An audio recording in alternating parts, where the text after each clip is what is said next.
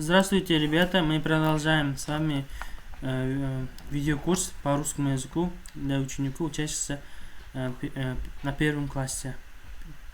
Сегодняшняя тема – визит к врачу. Визит к врачу, яғни дәрігерге көрінеміз. Дәрігерге біз барамыз. Өткен жаңа сабақта дәрігер бізге келді. Біз енді өзіміз барамыз дәрігерге. Біз саламатсыздар ма, құрметті оқушылар, ата-аналар. Бүгін біз жаңа тақырып бастаймыз орыс тілінен. Визит к врачу. Дәрігерге көрінеміз. Работа в парах. Прослушайте, прочитайте сценку. Разыграйте ее с другом по ролям. Давайте прочитаем по ролям. Кто-то будет доктором, другой будет больным. Все, давайте прочитаем. На прием у доктора. Здравствуйте, доктор. Бабушка говорит: здравствуйте, проходите, пожалуйста. Что вас беспокоит? Доктор говорит: саламатсыз ба? Келіңіз. Сізді не ойында жүр, қай ауырады? Глаза плохо видят. Көз нашар көреді. Давайте проверим зрение. Онда көзіңіз тексерейік дейді. У вас доктор проверил зрение и говорит: у вас прекрасное зрение, бабушка. Сіздің көзіңіз жақсы көреді, әже. Доктор: это не у меня глаза плохо видят, а у моей внучки Даны. Дәрігер: менің көзім емес нашар көреді, менің немеремнің көзі нашар көреді, Дананың дейді. Следующее задание. Послушайте вместе с учителем, прочитай, что произошло с Даной дальше. Здравствуйте, ребята. Я пишу вам письмо из больницы. У меня плохо видят глаза. Я много времени провожу за компьютером. Меня лечит хороший доктор. Мне дают лекарства и витамины. Моя бабушка сказала, что заболела наша кошка Мурка. Подскажите, какому врачу показать Мурку? До свидания, Дана. Теперь внучка бабушки Дана лежит в больнице. Она пишет письмо нам из больницы. Здравствуйте, ребята. Саламатсыздар ма, балалар. Я пишу вам письмо из больницы. Мен сіздерге ауруханадан хат жазудамын, ауруханадан хат жазып жатырмын. У меня плохо видят глаза. Менің көзім нашар көреді.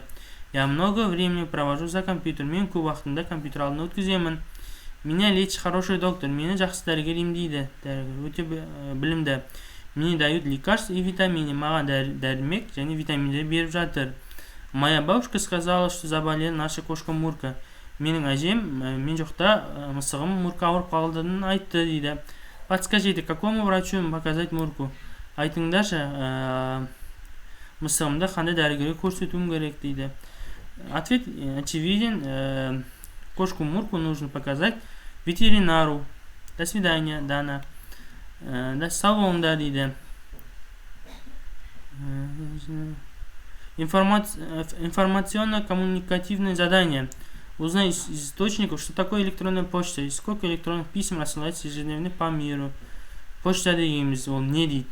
Почта — это мы ведем переписку, например, организация ведет переписку, отправляет, получает, и вы отправляете друзьям письмо, обратно получаете. Теперь послушай и прочитай. Всех излечит, исцелит добрый доктор Айболит. Ведь недаром зовут его ветеринаром. Ветеринар — мал дәрігері. Кого лечит ветеринар? Ветеринар лечит животных, кошек, собак.